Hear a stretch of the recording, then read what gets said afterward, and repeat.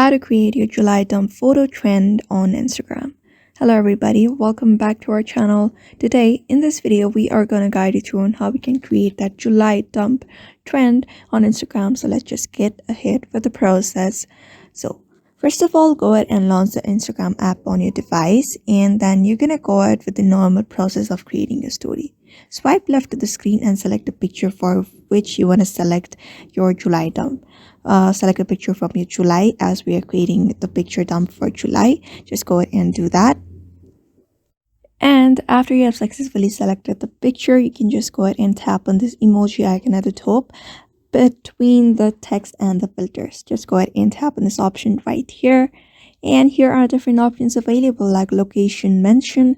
We're going to locate the option called add yours, which is below the photo section. Just go ahead and tap on it. And here we are going to type in our prompt, which is your July dump.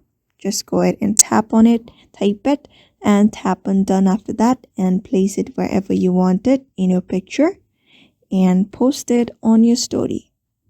So after your story is posted, other people can also tap on your add yours, and they can also continue with the trend.